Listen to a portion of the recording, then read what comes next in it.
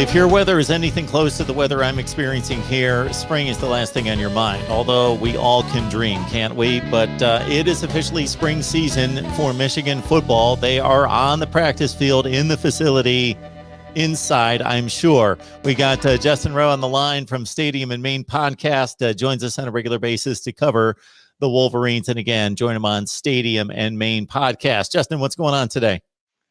Not much. You're right. It does not feel like spring. Actually, it did get a little warmer today here in Ann Arbor. It was about 35, so it hasn't been above freezing in a long time here. So maybe the Mother Nature heard that it was spring football season for Michigan and gave us a little jolt in a heat wave. Well, it is the kind of weather for those guys in the trenches. So we'll start our position previews right there on the offensive line.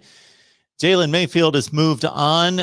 Your forecast for the 21 Michigan offensive line that's going to be so crucial to this team turning things around. Yeah, so it's going to be a lot of new faces, and I would assume some moving around. And I'll start it with the coaching staff. The first big new addition to the offensive line is the offensive line coach. Sharon Moore has been the top recruiter for Michigan. That's no doubt. He's been one of the best recruiters, I think a top 5 recruiter in the nation, actually, in terms of if you're looking at it from a Rivals and 247 perspective. But he was coaching the tight ends, and now he moves to coach the offensive line, which he has not done yet here, at least at Michigan, and not much in his career either. But he was an outstanding offensive lineman himself at Oklahoma. So he knows the position, that's for sure. But just having him in there as a new face and a new leader will be interesting to see. But it's going to be new faces in the actual for the actual players as well. So Ryan Hayes is going to probably be the starter at left tackle. He is a redshirt senior. So he's going to be one of the only guys there that has actually seen significant playing time. Andrew Stuber is going to be the other one. He's a fifth-year senior as well at the right guard position. So those are going to be your seniors that have played and been around the Ann Arbor, been around the Michigan team and the program that are going to lead the way. At the right tackle position, you do have a fifth-year senior, but he's a transfer. So Willie Allen is coming in from Louisiana Tech. He's a big boy. He's actually, I think, going to be a pretty big breakout star for Michigan to come in and start at the right tackle position.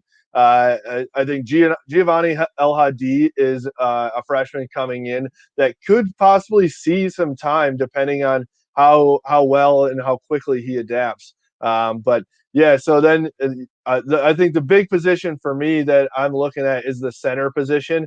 So Reese Atterbury is a sophomore. Raheem Anderson is a freshman that's coming in. So I'm a little concerned about the center position, having two guys that are younger, have not seen any snaps at all. I don't think Reese Atterbury has taken very many at all. And Raheem Anderson, obviously coming in as a freshman, hasn't seen the field yet either.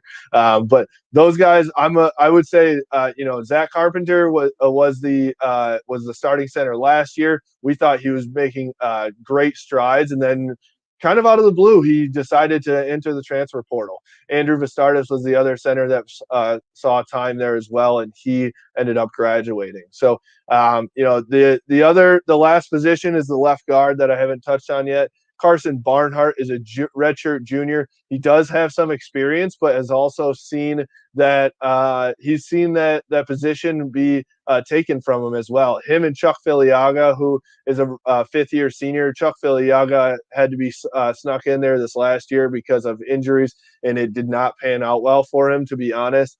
So I'm looking to see Barnhart have a somewhat breakout season for himself as well. So, if you go from left to right on the line, it should be Hayes at the left tackle, Barnhart at the left guard, Atterbury at the center position, Stuber at the right guard, and then Willie Allen at the right tackle. So I think the overall themes is just new guys, new faces, right? And so it'll be interesting to see how it pans out with a new coach that is coaching up new faces on this line. I think that, you and I were talking right before we got on here. This is a very, very important position for Michigan, no doubt. With the we'll talk about the quarterback position, I assume, at some point too. But we don't know what the quarterback position is going to look like. All we know is that whoever starts there is going to be very inexperienced as well, as Cade McNamara is the leader in the clubhouse at quarterback, and he's only gotten, 4 starts in his career. So I think it'll be, this is not going to be a strength for Michigan, which is a problem. They really need to make their offensive line a strength, especially with the running back room that has been a struggle for Michigan as well. But they've got some stars in the running back room that could really make that running game a strength of Michigan's. But Ed Warner was the offensive line coach in the past. He's out now. They did not re-sign him, which was very interesting. He ended up moving on. But yeah, this is definitely an interesting position group to talk about because nobody knows what it's going to look like by the beginning of the year. So when we're starting out spring practice here, I would have to imagine that most of these guys are going to get a lot of reps and they're going to figure out who's who.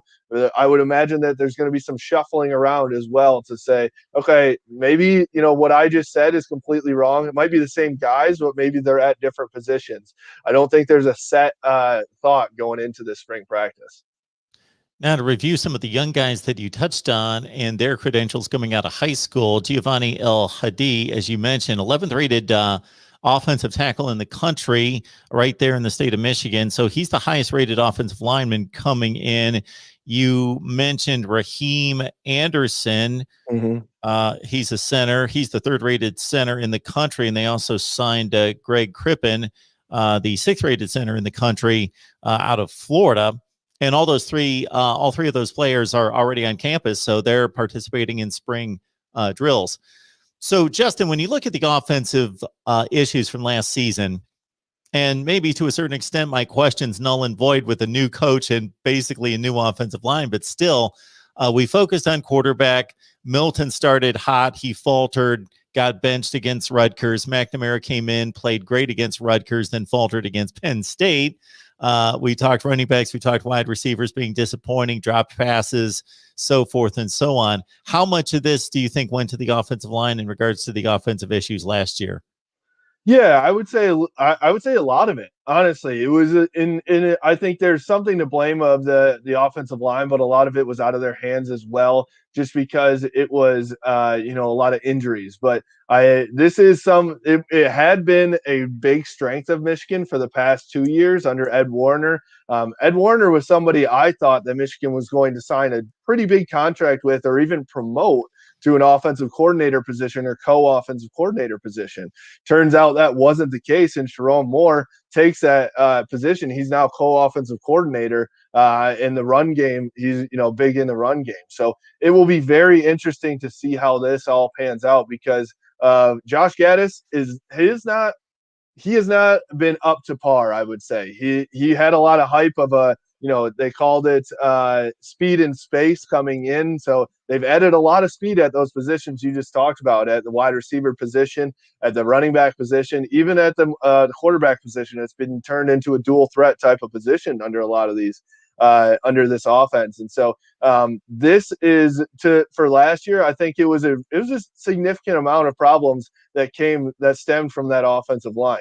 Now this year, I just don't see it being a step forward for Michigan. I almost see it being about the same as last year, where it's not like last year they had a bunch of guys that were young, inexperienced, and now those guys have gotten experience and they will take that step forward.